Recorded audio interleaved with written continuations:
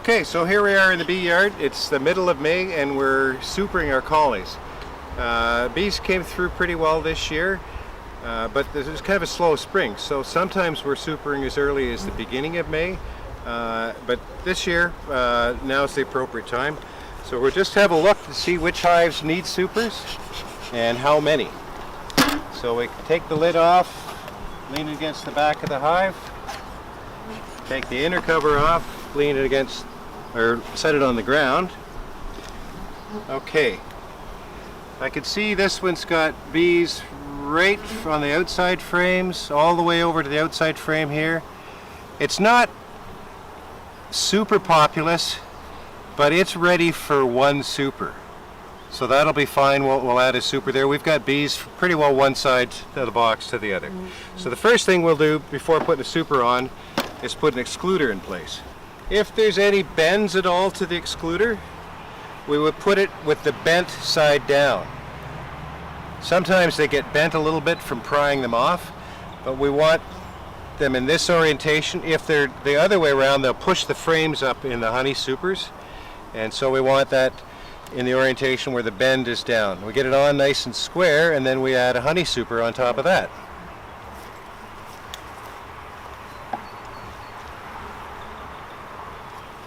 When you're putting the supers on, if you grab opposite corners, then you can get it squared up nicely.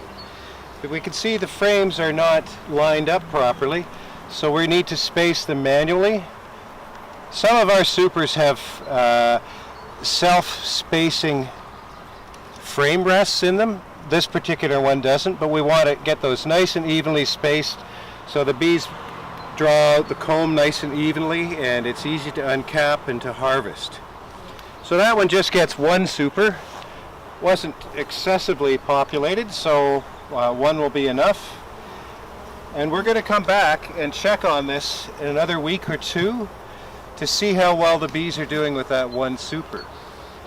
If that one super is half full of honey, we'll give it another one. If it's 3/4 full of honey, we'll give it 2 more. If it's right full of honey, we'll give it 3 or maybe even 4 more supers. So we judge how many the colony needs based on how they perform with the first one that we give them. Let's check out another hive. Bit of smoke there. And how are these bees doing? A little bit more populated than the last hive, but not a lot different. You can see there's frames full of honey right to the outside, bees right from one side to another. So we'll give that one super as well. So we'll do the queen excluder first. See how we've got the bowed side down? It's kind of bent there, so we got that bowed side down. We get it nice and square, and then we add the super.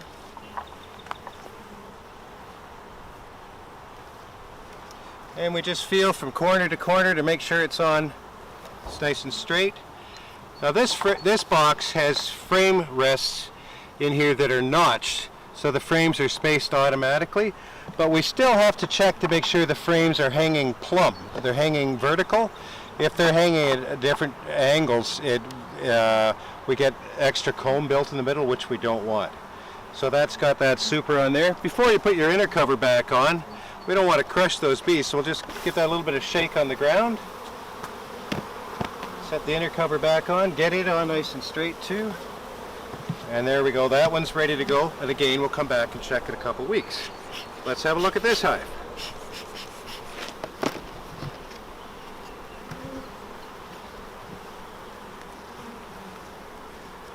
Okay, right, yeah, there's more bees here. You can see all these bees on the inner cover there. It's quite packed full of bees inside there. So we're going to give that one 2 honey supers.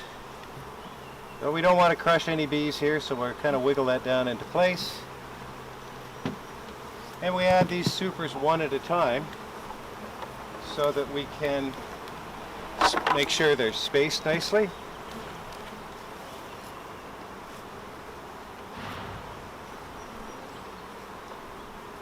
Okay.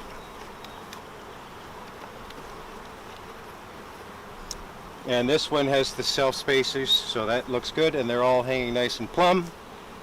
So shake the bees off there, get her inner cover on, and we'll close her up. So that's all there is to supering for the first round.